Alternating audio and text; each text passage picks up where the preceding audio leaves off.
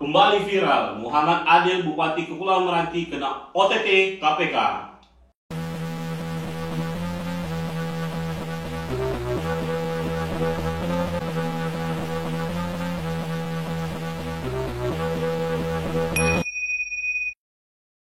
Bupati Kepulauan Meranti, Muhammad Adil kembali menjadi sorotan. Terbaru, Adil terkena operasi tangkap tangan OTT Komisi Pemberantas Korupsi KPK pada Kamis 6 April 2023. Muhammad Adil sendiri sebelumnya sempat membuat publik gempar karena pernah mengatakan Kementerian Keuangan Kemenq berisi iblis akibat dana bagi hasil DBH minyak di Kepulauan Meranti dianggap tidak sesuai. Ia bahkan juga mengancam mengeluarkan Kepulauan Meranti dari wilayah Indonesia. Info dari Detik News, dugaan korupsi yang dilakukan Bupati Meranti sedang didalami. Namun Komisi Pemberantasan Korupsi menyebutkan ada 3 kasus dugaan korupsi yang ada di dalam operasi tangkap tangan OTT terhadap Bupati Kepulauan Meranti Muhammad Adil. KPK menjelaskan 2 kasus pertama yang diduga terjadi adalah pemotongan anggaran operasi perangkat daerah. Bupati menerima potongan uang persediaan dan ganti uang persediaan serta penerimaan lainnya di tahun 2021 hingga 2023 dan suap fee jasa travel umroh. Informasi yang diperoleh dari Tempo dalam operasi itu, KPK juga meringkus 24 orang lainnya yang terdiri dari bupati, sekretaris daerah, kepala dinas, dan badan daerah, kepala bidang serta pejabat lainnya. Ajudan bupati dan pihak swasta turut juga ditangkap. Nah, kali ini Dasar Hukum akan membahas mengenai operasi tangkap tangan. OTT atau operasi tangkap tangan merupakan salah satu kegiatan yang dilaksanakan oleh Komisi Pemberantas Korupsi atau disingkat KPK untuk menjerat koruptor. Korupsi merupakan kejahatan luar biasa yang dikenal dengan kejahatan kerah putih. Dalam pemberantasannya, kejahatan luar biasa ini maka diperlukan tindakan yang bersifat luar biasa.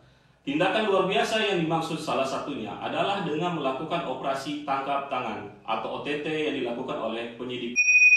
Sebenarnya, istilah OTT tidak dikenal dalam KUHP atau Kitab Undang-Undang Hukum Acara Pidana, hanya mengenal istilah tertangkap tangan dan penangkapan. Dasar hukum daripada kewenangan OTT dalam tindak pidana korupsi oleh KPK, Komisi Pemberantasan Korupsi, dilakukan berdasarkan KUHP dan Undang-Undang Tipikor, Undang-Undang Nomor 31 Tahun 1999, Junto Undang-Undang Nomor 20 Tahun 2021, kecuali yang ditentukan lain dalam undang-undang ini. Kecualian yang dimaksud dalam Undang-Undang Nomor 19 Tahun 2019 tentang KPK, Komisi Pemberantasan Korupsi, memberikan perbedaan kewenangan KPK dengan penegak hukum lainnya.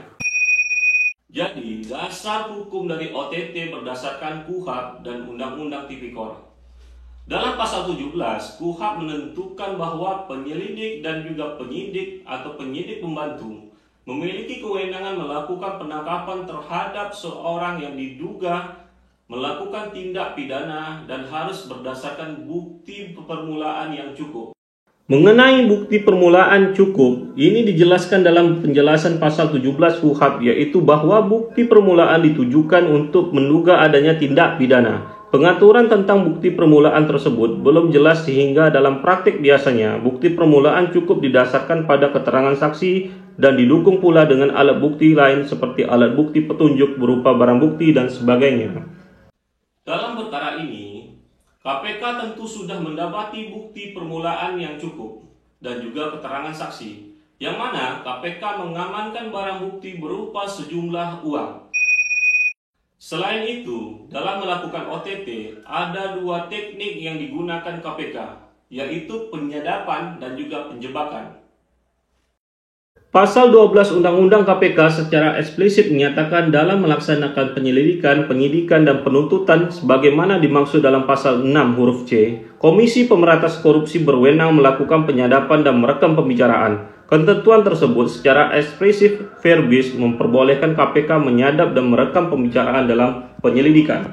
Artinya, penyadapan diperbolehkan untuk menentukan ada tidaknya tindak pidana sebagaimana yang dijelaskan dalam definisi penyelidikan, dan yang dilakukan oleh KPK adalah suatu proses atau upaya pengumpulan bukti terkait informasi yang telah diperoleh melalui hasil penyadapan tersebut.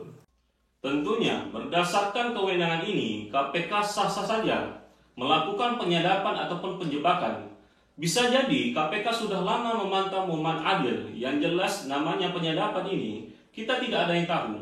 Semua ini akan terbuka di persidangan nantinya.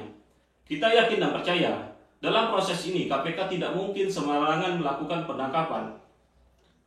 Nah, perihal apakah terbukti bersalah ataupun tidak, kita tunggu saja kelanjutan daripada KPK. Mari kita hargai proses hukum yang tentunya berjalan sesuai dengan ketentuan undang-undang yang berlaku. Sebagai penutup, kita semua menginginkan negara ini bebas dari kejahatan. Namun, jangan pernah salahkan hukum itu. Apabila kamu temukan kesalahan itu hanyalah oknum. Sebenarnya hukum itu sudah baik. Kembali bagaimana manusia itu sendiri menjalankan hukum yang sudah ada. Jika inginkan perubahan yang besar, maka mulailah dari hal yang terkecil, yaitu dari dalam dirimu sendiri. Saya, Dwi Agus Putra, salam keadilan.